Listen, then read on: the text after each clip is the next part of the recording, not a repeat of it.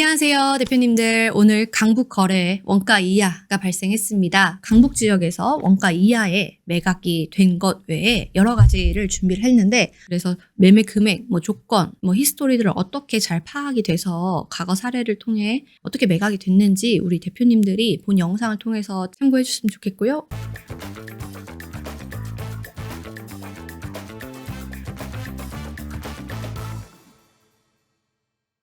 창천동, 우리 신촌에 있는 건물이 원가 이하에 실제 매각이 됐습니다. 사정들은 좀 있던 건물인데요. 한번 자세히 볼게요.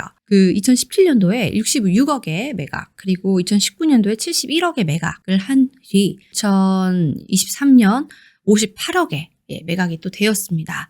원가 이하로 매각이 되었는데요. 우리 매도자도 사실 피눈물 흘리면서 원가 이하로 매각을 했을 거라는 생각이 듭니다. 많이 안타까운 상황인데, 사실 신촌이 코로나 이후에 정말 타격들을 많이 받았습니다. 실제로 공실 기간도 꽤 오래 유지를 했던 건물이었고, 그리고 지금 임대를 맞췄지만 어쩔 수 없이 수수료 매장으로 그 당시에 맞췄어요. 그렇다 보니까 임대료 조건도 개선되지 못한 상태로 유지를 하다 보니 임대 수익률 측면에서도 2.3% 정도 되었던 상황이에요. 3%가 채 되지 않는 상황들이었던 거죠. 그래도 건물이 깔끔한 위치에는 있어서 저희가 임대가 안 맞춰진 지 되게 오랜 기간이 됐을 때 매도자도 걱정이 되게 많으셨습니다. 근데 이제 어찌어찌 해서 커피숍 프랜차이즈에서 입점을 하게 되었는데도 이제 주변 임대 시세만큼을 못 받았죠. 딱 코로나 직후였기 때문에 좀 아쉬웠던 임대차 계약이 1년 뒤에 매가로 환산을 하면 엄청나게 큰 폭풍으로 찾아옵니다. 그래서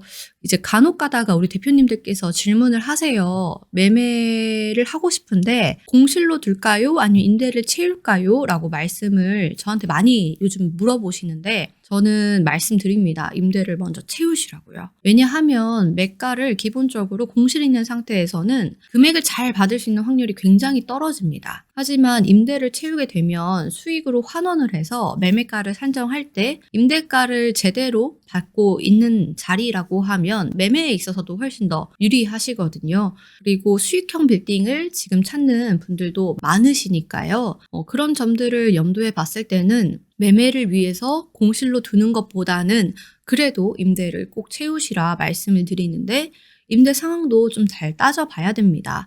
강남 임대료는 워낙에 공실률이 많이 떨어지다 보니까 금액적으로도 임대료가 많이 올랐는데요.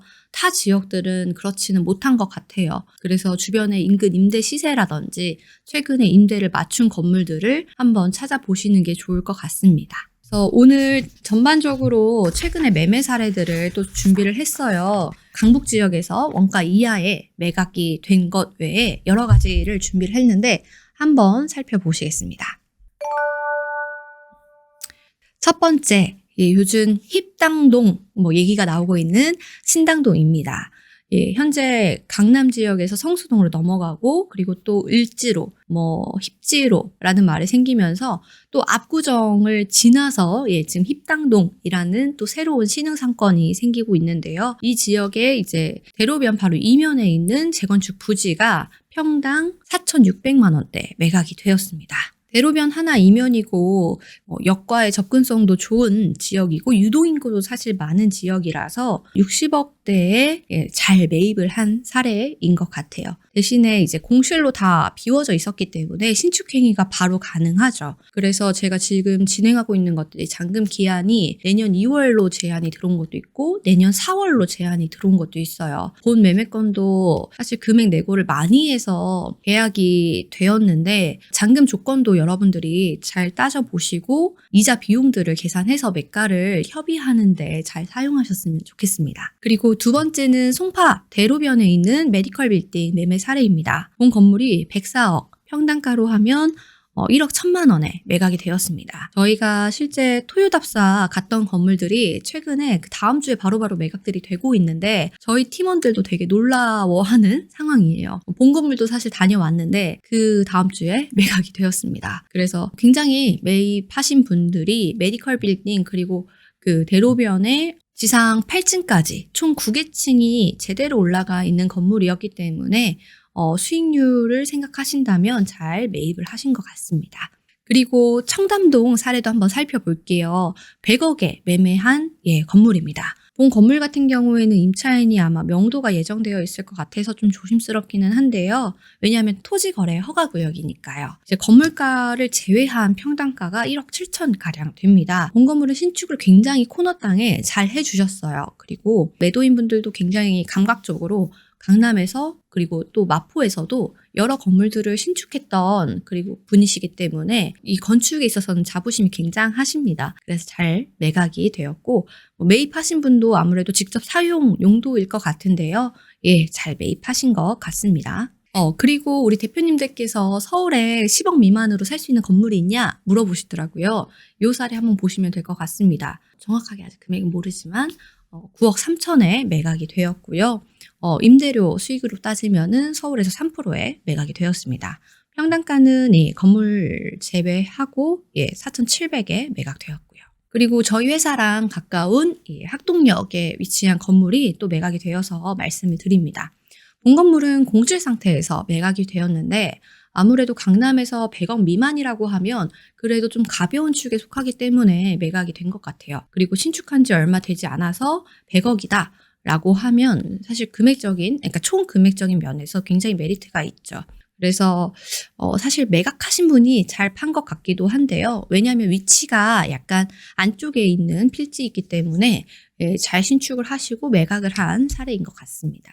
그리고 최근에 핫했던 물건 매각 사례도 말씀 한번 드리겠습니다. 그 역삼로 아래쪽에 위치한 태남에 있는 건물인데요. 본 건물이 전체 명도 조건으로 61억 원, 그리고 평당가로는 1억 1천만 원에 매각이 되었습니다. 사실 엘리베이터를 넣어야 되고 건물 리모델링을 조금은 해야 돼서 건물가를 산정하지 않았는데 그래도 코너에 이제 60억대 가벼운 매가로 지금 강남들이 소화를 좀 하고 있는 것 같아요. 그리고 다시 청담동으로 돌아와서요. 그 청담동 도산대로 바로 이면 새벽집이 있습니다. 새벽집 바로 앞에 건물이 매각이 됐는데요. 본 건물은 나온 지는 조금 오래됐어요. 그런데 명도가 어려운 상황이었는데 명도화를 하지 않는 조건으로 금액 내고가 되었던 케이스입니다. 그래서 매매 금액, 조건, 히스토리들을 어떻게 잘 파악이 돼서 과거 사례를 통해 어떻게 매각이 됐는지 우리 대표님들이 본 영상을 통해서 참 참고들을 많이 하셨으면 좋겠는데 본 건물을 그래서 조금은 도산대로 하나 이면이에요. 근데 저렴하게 매각이 됐죠. 왜냐면 아까 청담동 건이 1억 7천이 넘었는데 본 건물은 1억 6천대에 매각이 됐으니까 금액적인 면에서는 좀 저렴하게 매각이 된 것으로 현재 보입니다. 지금 명도를 안 해주시고 예전 임대료 기준으로 이 임대료를 받고 계셨을 것 같아요. 왜냐하면 임차인들이 오래됐기 때문에 저렴하게 있는 상황입니다. 그래서 임대료 수익률로 따지면 2%가 채 되지 않아요. 조건이 좋지 않기 때문에 매매 금액을 조금 더 저렴하게 내고를 해서 매입한 케이스인 것 같아요. 벌써 마지막입니다. 그리고 최근에 현금 10억으로 20억대, 그러니까 30억 미만의 건물을 찾는 분들이 많이 계셔요. 그래서 참고를 해주셨으면 좋겠는데 내가 10억이 있으면 이 건물을 살까? 이렇게 한번 생각해 보시면 좋을 것 같아요. 그러니까 상수역 대로변에 있는 건물입니다. 사실 주차장도 없고 본 건물은 대로변에 있다라는 장점 외에는 사실 단점도 좀 몇 개 보입니다. 하지만 임대가 다 맞춰져 있고 공실이 없고 수익이 3%가 되고 있기 때문에 서울에서 수익률 건물이라고 하면 총 매가가 가벼운지 그리고 무거운지 아니면 수익이 3%가 넘는지 안 넘는지 건물 상태는 어떤지 공실이 있는지 없는지 따져보시고 매입들을 하게 되는데요. 본 건물은 소액대이기 때문에 역 바로 앞에 있다라는 장점으로 매각이 잘 된 것 같고 사신 분도 20억대의 역세권 바로 앞이니까 잘 매입하신 것 같아요. 오늘 이상 이렇게 서울에 있는 매매 사례들 말씀드렸는데요. 강남의 청담동이 거래가 좀 많이 됐네요. 토지거래 허가구역이 풀린다는 말들이 있어 왔는데 실제로 풀리지는 좀 지켜봐야 될 것 같은 지금 현재 상황입니다. 참고해 주시면 좋겠고요. 오늘 영상 도움 되셨다면 좋아요, 구독 부탁드립니다. 감사합니다.